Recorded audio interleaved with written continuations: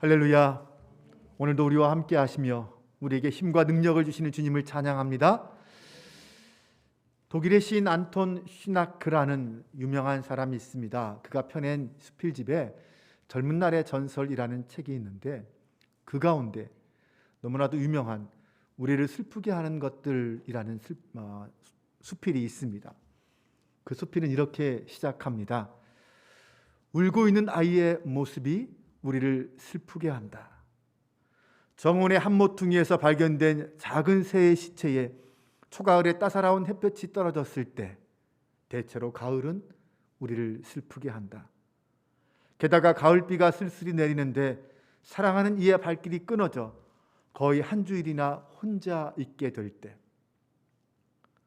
동물원에 우리 안에 갇혀 초조하게 서성이는 한 마리 범의 모습 또한 우리를 슬프게 한다.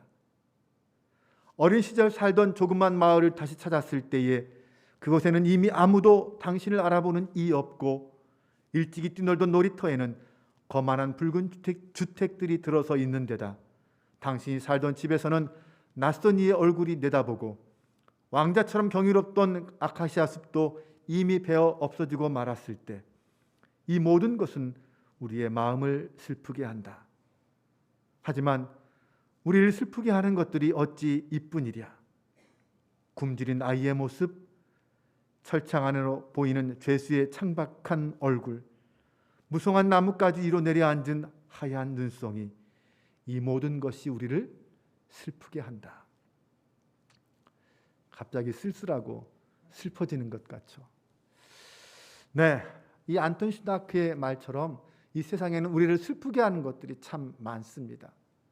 슬픈 것을 생각하면 생각할수록 많아집니다. 그러나 한편으로는 우리를 위로해 주는 것들도 많이 있습니다.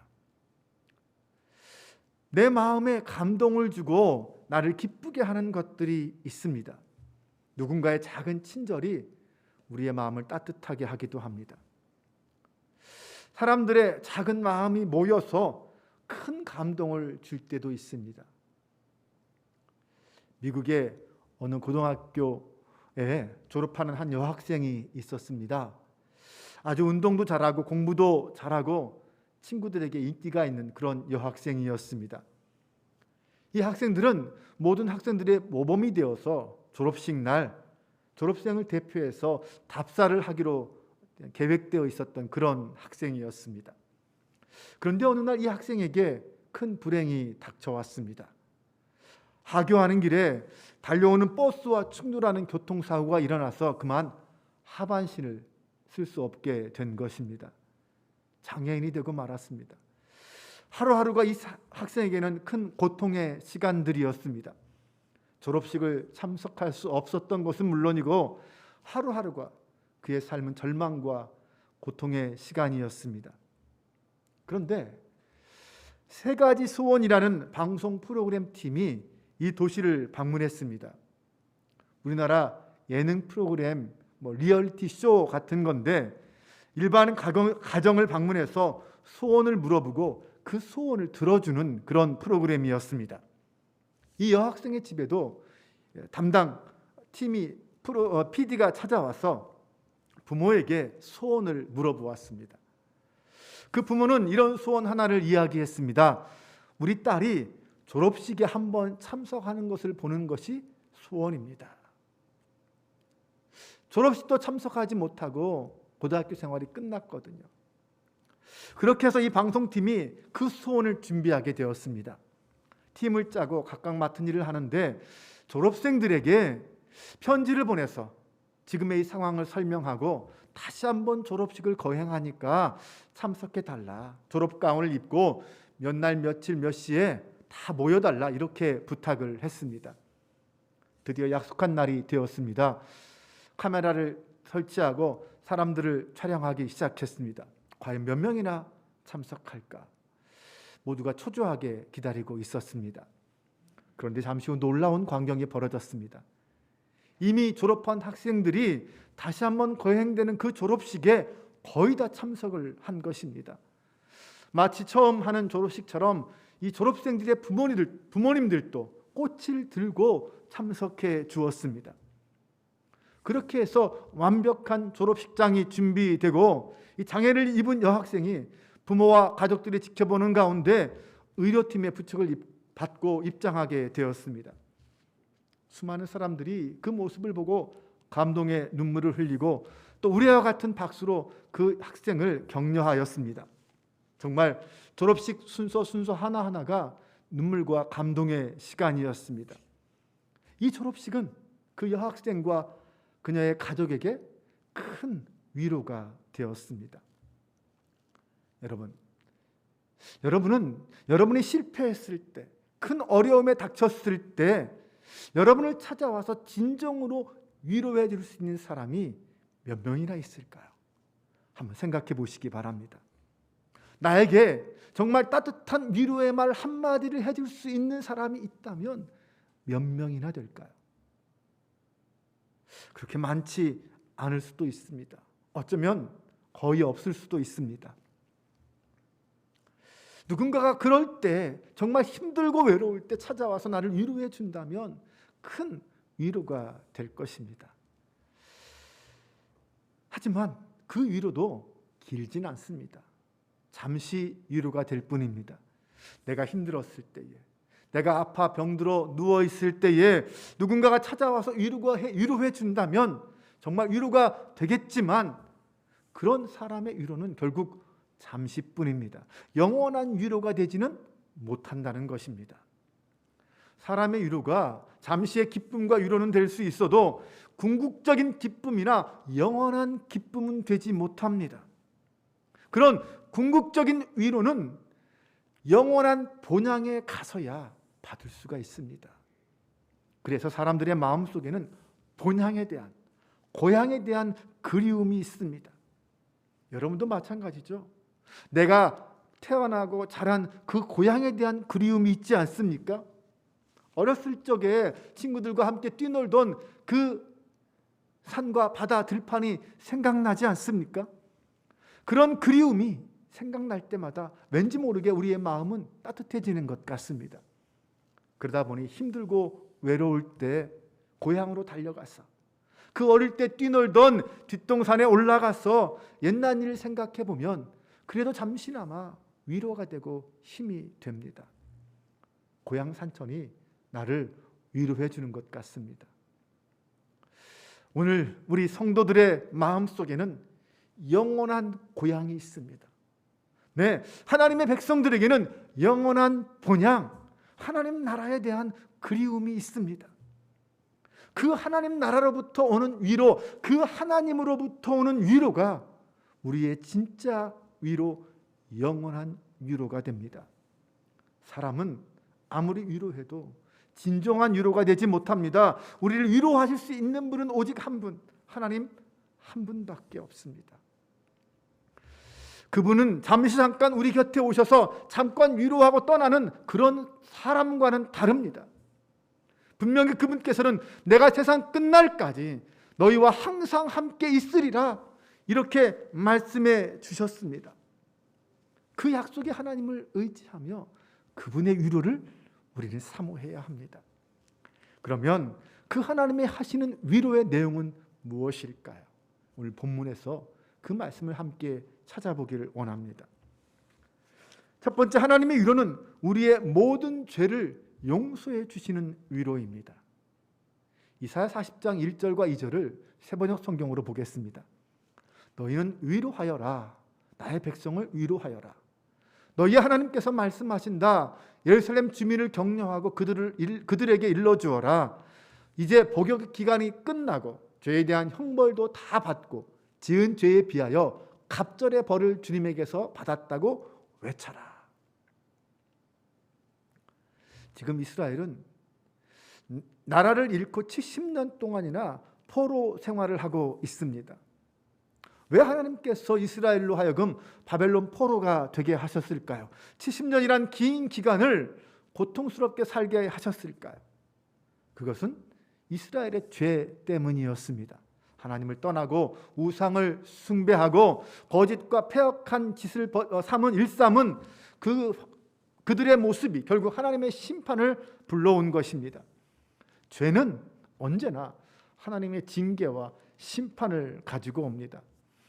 하나님은 우리의 행위대로 보응하시는 분입니다. 죄는 인간의 불행을 가져오는 가장 근본입니다. 죄는 인간을 사탄의 저주 아래 놓이게 만드는 것입니다. 죄는 우리에게 질병을 가져다 주고 가난과 저주의 사슬로 우리를 묶어 놓습니다. 죄의 마지막은 사망입니다. 죄의 매인 인생은 결국 마귀의 종로로 타다가 끝납니다. 불순종의 자녀요, 진노의 자녀로 살 수밖에 없습니다. 그렇게 사탄의 지배 아래 고통스럽게 살 수밖에 없습니다. 이것이 하나님을 떠난 인간의 모습입니다. 그런데 그 인간의 길에, 그 사망의 길에 구원의 길이 있습니다. 그런 엄청난 죄악의 사슬에서 우리를 건져줄, 구해줄 구원의 길이 있습니다. 방법이 있습니다. 그것은 바로 하나님의 은혜입니다. 하나님의 은혜는 바로 예수님의 십자가를 통하여 우리에게 나타납니다. 에베소 2장 4절과 5절은 이렇게 말합니다. 그러나 하나님은 자비가 넘치는 분이셔서 우리를 사랑하신 그 크신 사랑으로 말미암아 범죄로 죽은 우리를 그리스도와 함께 살려주셨습니다. 여러분은 그 은혜로 구원을 얻었습니다. 네, 맞습니다. 긍휼에 풍성하신 그 하나님의 사랑이 예수 그리스도의 십자가의 사랑을 통하여 우리에게 나타났습니다. 그 십자가의 은혜로 우리는 구원을 받았습니다. 우리의 선행이나 어떤 공로에 의해 주어진 것이 아닙니다. 여전히 우리는 죄 가운데 살고 있지만 하나님의 은혜 가운데 우리를 불러주셨습니다. 혹 우리 가운데 내가 하나님을 믿어야지 이렇게 하고 내가 하나님을 선택해서 믿게 되었다고 생각하는 분이 있다면 그것은 아직 어린 나이의 신앙이거나 종교생활을 신앙생활로 착각하는 분입니다. 주님은 분명히 말씀해 주셨습니다. 내가 너희를 택한 것이 아니요, 너희가 나를 택한 것이 아니요, 내가 너희를 택하여 세웠나니. 내가 주님을 믿어주기로 작정한 것이 아닙니다. 그렇게 내가 선택한 것이 아닙니다. 긍휼이 풍성하신 하나님께서 나로 하여금 예수님을 믿도록 나를 인도해 주신 것입니다. 그렇다고 해서 물론 인간의 의지가 완전히 배제된 것은 아닙니다. 내가 마음의 문을 활짝 열면 빨리 주님께 나아갈 수 있습니다. 하지만 내가 마음의 문을 꽉 닫고 바로처럼 마음을 강팍하게 하면 그러면 주님께서는 내가 택하신 자라면 어떤 수단과 방법을 통해서도 내 마음을 열으실 것입니다. 그때 내가 고집부리고 끝까지 버티면 정말 값비싼 대가를 치루어야 할 수도 있습니다. 그러므로 우리가 주님께 택함을 받았다는 것, 그것이 얼마나 큰 은혜요 축복인지 모릅니다. 그것은 바로 예수님의 십자가를 통해서 나의 모든 죄가 용서받았기 때문입니다. 이스라엘은 그 죄의 대가로 70년이라는 포로 생활을 했습니다. 그럼에도 불구하고 하나님은 그들을 포기하지 않으셨습니다. 끝까지 그들을 내버려 두지 않으셨습니다. 아무리 자식이 잘못해도 부모는 그 자식을 끝까지 포기하지 않습니다. 왜요? 사랑하니까. 우리 하나님의 사랑은 부모의 사랑과도 비교할 수 없는 더 크고 엄청난 사랑입니다. 비록 하나님의 백성들이 범죄하고 패역한 길을 가서 하나님께서 당신의 사랑하는 백성들에게 바벨론 포로라는 고난과 아픔을 주셨지만 징계는 그 자체가 목적이 아닙니다. 장래에 더 큰 평안과 은혜를 주시고자 지금 고난을 허락해 주시는 것입니다. 더 큰 소망을 향한 하나님의 계획입니다. 우리가 죄인이라는 사실을 인정하기만 하면 우리가 받을 수 있는 최고의 위로는 무엇이라고 생각하십니까? 그것은 바로 죄사함의 은혜입니다. 오늘 말씀 보면 그 복역의 때가 끝났다라고 말합니다. 여러분, 복역이라는 말은 어디다가 사용합니까? 감옥 생활을 다 끝났을 때 하는 말입니다. 어떤 사람이 10년형 선고를 받으면 10년 동안 감옥 생활을 합니다. 복역을 합니다. 10년을 살아야 복역의 때가 끝납니다. 지금 이스라엘은 70년이란 복역의 때가 끝났습니다. 끝났다라고 선언합니다. 그러니 그 소식이 얼마나 큰 위로와 희망이 되겠습니까? 포로로 살고 있는 사람들에게는 엄청난 위로입니다. 지금 우리로 말하면 영원한 죄의 종으로 살 수밖에 없는 우리가 예수님의 십자가의 보혈의 피로 죄 사함을 받았다라는 그러한 소식과도 같습니다. 죄의 종으로 사는 그 복역의 때가 끝난 것입니다. 이제는 하나님 나라의 백성으로서의 시대가 다가온 것입니다. 이것이 우리에게 큰 위로가 되는 줄로 믿으시기 바랍니다. 그러므로 이제 더 이상 죄의 종으로 살아서는 안 됩니다. 죄의 종이 아니라 예수 그리스도의 종으로, 예수 그리스도의 제자로 살아야 합니다. 그 안에 진정한 자유와 진정한 평안과 위로가 있습니다. 거기에는 세상에 줄 수 없는 평안이 있다라고 성경은 말합니다. 너의 죄사함을 받았느니라. 이 놀라운 주님의 위로가 오늘 우리 마음속에, 우리의 심령 속에 충만하시기를 주님의 이름으로 축원합니다. 두 번째로 하나님의 위로는 우리를 위해 영광의 길을 예비해 주시는 위로입니다. 3절에서 5절 말씀을 보겠습니다. 한 소리가 외친다. 광야에 주님께서 오실 길을 닦아라.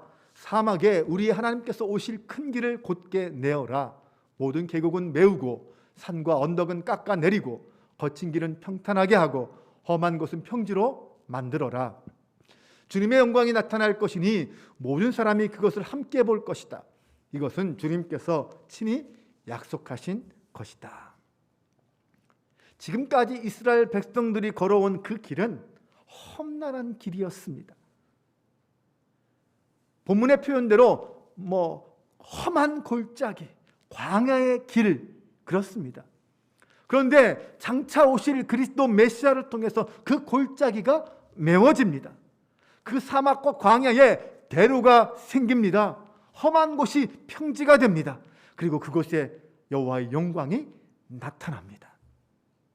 아무리 힘들고 어려워도 하나님의 영광이 나타나기만 하면 그 모든 문제가 해결됨을 믿으시기 바랍니다. 하나님이 예비하신 그 영광스러운 길을 만나는 것보다 더 큰 인생의 위로는 없습니다. 여러분, 우리는 자녀를 위해서 기도하지 않습니까? 왜 그렇습니까? 자녀의 미래에 대해서 불안하고 두렵고 염려가 되기 때문에 자녀가 잘 되기를 바라는 마음으로 하나님 앞에 은혜를 구합니다. 그때 자녀를 위해 기도할 때 우리는 하나님의 약속의 말씀을 들어야 합니다. 그래야 내 마음이 평안하지 않겠습니까? 내가 너의 아이들에게 미래에 훌륭한 계획을 갖고 있다.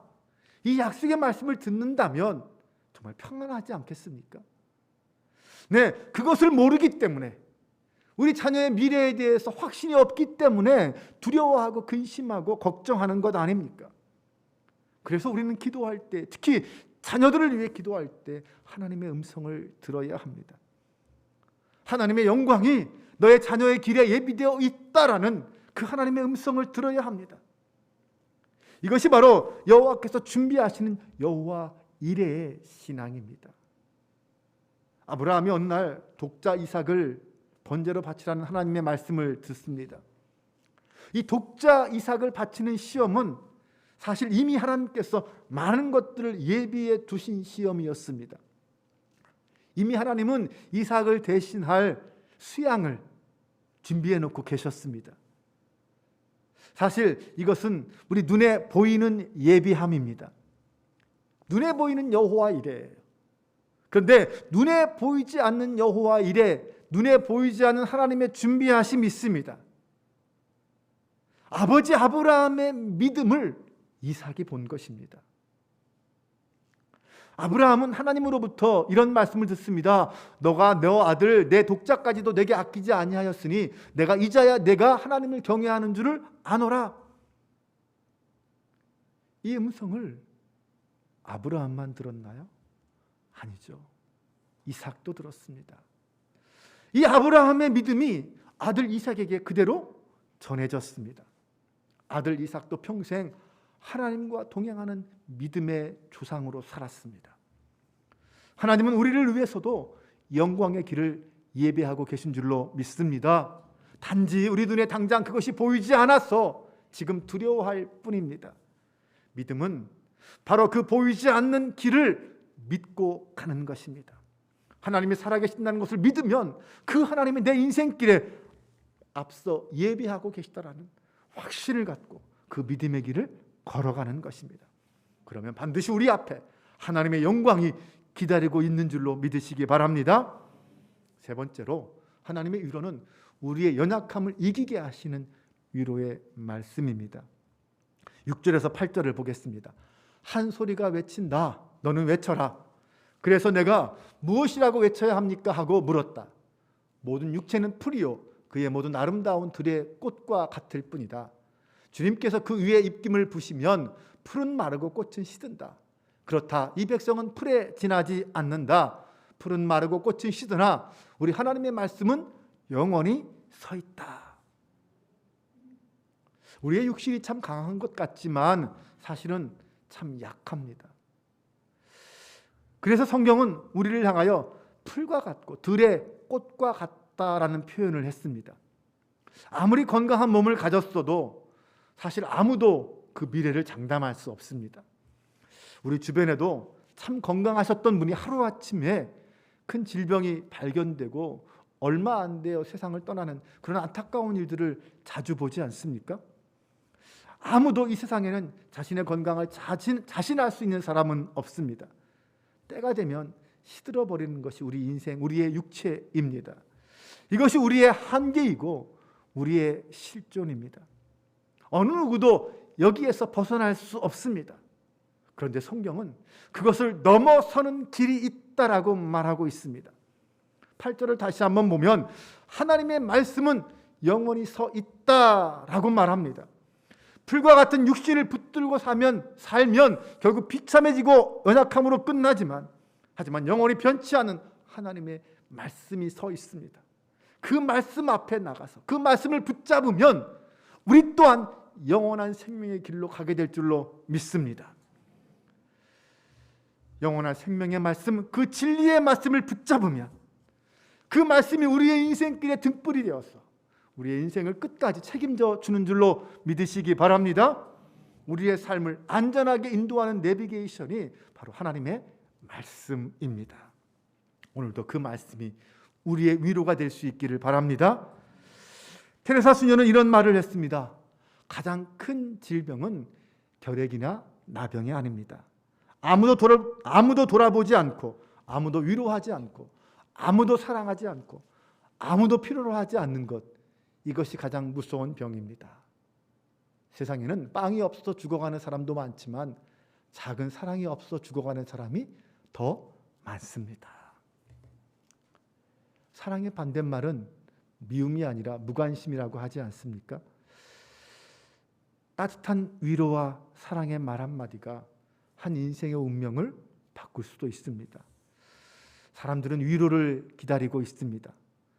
따뜻한 사랑의 전화 한 통화, 위로의 격려 메시지 하나, 위로가 담긴 편지 한 통, 그것이 한 사람의 인생을 절망에서 희망으로, 슬픔에서 기쁨으로 바꿀 수 있습니다. 아픔과 고통 가운데 있는 자들 곁에서 그냥 있어만 줘도 그것이 큰 위로가 됩니다. 하나님의 사람들은 하나님 앞에서 위로와 사랑의 통로로 부름받은 사람들입니다. 하나님이 사람을 통하여 위로하십니다. 하나님의 사람을 통하여. 그 마음에 하나님의 마음을 품은 하나님의 사람을 통하여 힘없고 연약한 자, 가난하고 고통받는 자, 갇힌 자들을 위로하고 그들에게 힘과 능력을 주십니다. 우리는 하나님의 사랑과 위로의 통로입니다.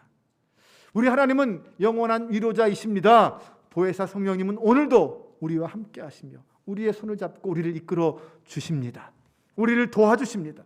그리고 우리를 향해서 또 다른 사람의 눈물을 닦아주라 라고 말씀하십니다. 날마다 그 하나님이 베풀어 주시는 은혜와 위로를 힘입고 살아갈 수 있기를 바랍니다. 하나님은 오늘도 우리의 죄를 용서해 주십니다. 영광의 길로 예비해 두십니다. 우리의 연약함을 이기도록 함께해 주십니다. 내가 받은 그 은혜 내가 받은 그 능력, 그 소망 가지고 내 주변에 있는 사람의 손을 잡고 함께 그 길을 걸어갈 수 있기를 바랍니다. 하나님의 위로는 우리의 모든 죄를 용서해주고 사랑해주는 위로입니다. 더 이상 수치심과 죄책감 때문에 괴로워하지 마시기 바랍니다. 하나님의 위로는 우리를 위해서 영광의 길을 예비해 두신 위로입니다. 하나님은 우리를 위해 모든 것을 준비해 놓고 계십니다. 내가 그 길로 올라가면 돼요. 내가 모리안산 정상까지 올라가면 됩니다. 내가 하나님의 말씀대로 칼을 들고 움직이면 됩니다. 그러면 이미 하나님은 수양을 준비해 두고 계신 줄로 믿으시기 바랍니다. 우리의 위로는, 하나님의 위로는 우리의 연약함을 이기게 하는 위로와 능력의 말씀입니다. 하나님의 말씀으로 이기고 하나님의 말씀으로 오늘도 승리하는 저와 여러분 모두가 될 수 있기를 주님의 이름으로 축원합니다. 우리 함께